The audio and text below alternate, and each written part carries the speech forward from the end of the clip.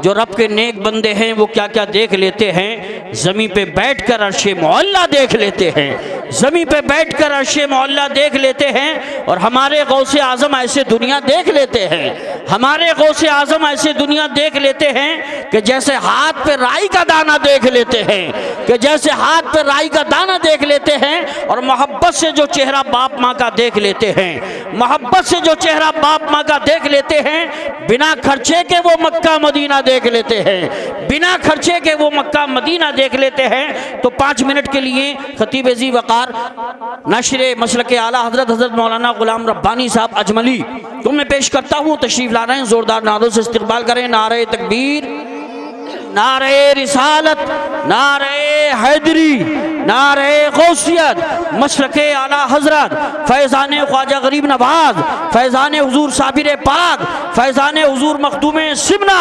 फैज़ान औलियाए किराम, फैज़ान क़ादरी नौशाही, उलमाए अहले सुन्नत मौलाना ग़ुलाम रब्बानी साहिब संभली, करम फरमा है इन पे आला हज़रत शाह जीलानी, करम फरमाए इन पे हज़रत मखदूम सिमनानी। खिताब इनका है इरफानी, मुकर्रिर हैं ये लासानी, ज़माना जिनका दीवाना, ये दुनिया जिनकी मस्तानी, वही आते हैं लो अब हज़रत मौलाना रब्बानी। शायर कहता है वली के क़ुर्ब से क़ुर्बे हुज़ूर मिलता है, वली के ज़िक्र से दिल को सुरूर मिलता है। और वली के नाम पे तुम जानो दिल क़ुर्बान करो, वली के इश्क़ का बदला ज़रूर मिलता है, वली के इश्क़ का बदला ज़रूर मिलता है।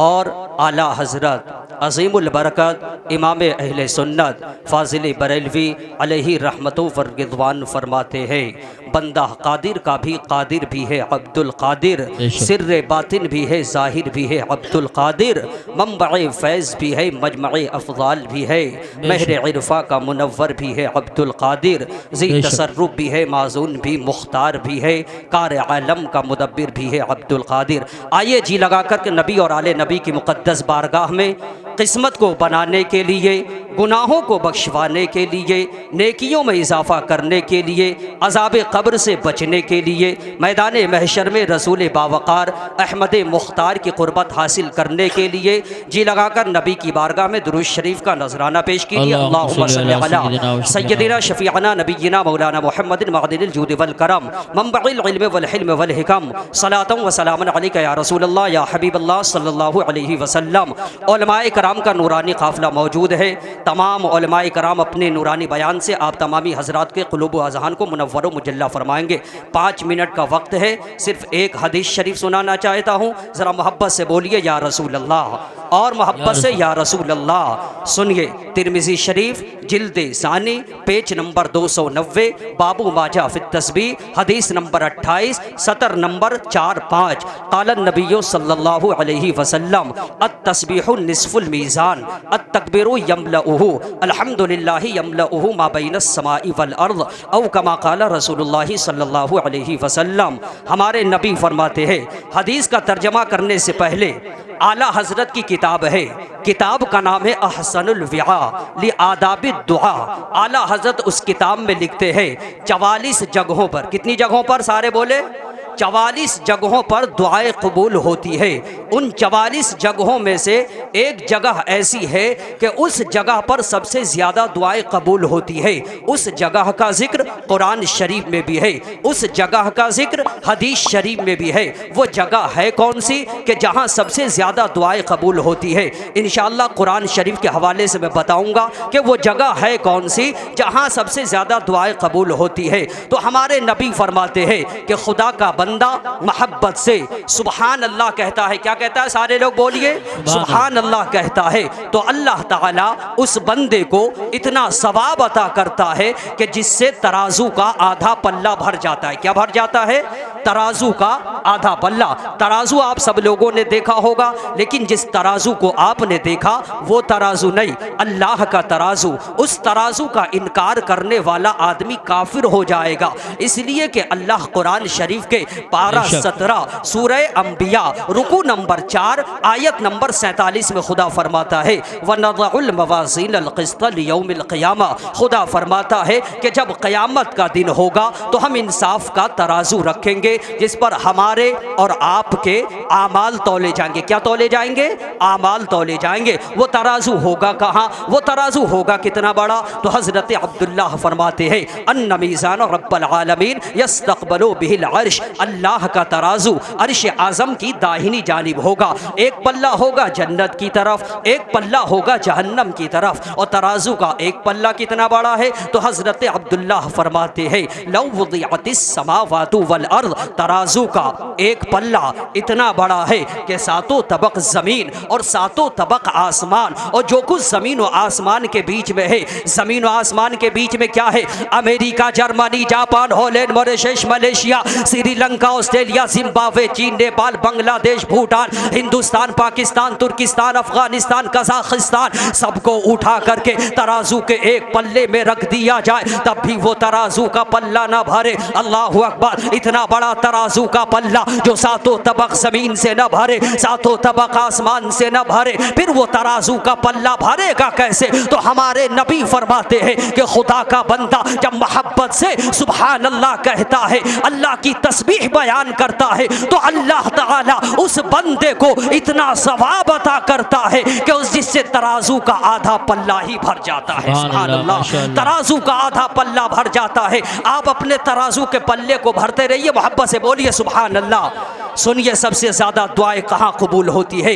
कुरान शरीफ तीसरा पारा सूरह आले इमरान। अल्लाह के नबी हज़रत ज़करिया अलैहिस्सलाम गए हज़रत मरियम के इबादत खाने में। जब पहुँचे तो वहाँ हज़रत ज़करिया ने देखा ताज़ा ताज़ा फल है। तो हज़रत ज़करिया फरमाते हैं ऐ मरियम, फलों का मौसम नहीं है और तेरे इबादत खाने में ये ताज़ा ताज़ा फल कहाँ से? तो हज़रत मरियम फरमाती है ऐ अल्लाह के नबी हुआ मिन इंदिल्लाह इन्नल्लाह यर्ज़ुक़ु मन यशाउ बिग़ैरि हिसाब। ऐ अल्लाह के नबी, ये अल्लाह की तरफ से आता है और अल्लाह जिसे चाहता है बिला हिसाब के रिज़्क़ अता फरमाता है। हज़रत ज़करिया अलैहिस्सलाम की उम्र हो गई थी कमोबेश 80 साल। हज़रत ज़करिया अलैहिस्सलाम ने उस जगह पर खड़े होकर के कुरान शरीफ तीसरे पारे की मुकम्मल तफसीर है, मैं शॉर्ट कट में बताता हूँ। हज़रत ज़करिया अलैहिस्सलाम उस जगह पर खड़े होकर के दुआ करते हैं तो हज़रत ज़करिया अलैहिस्सलाम की दुआ कबूल हो जाती है। हज़रत यहया अलैहिस्सलाम पैदा हुए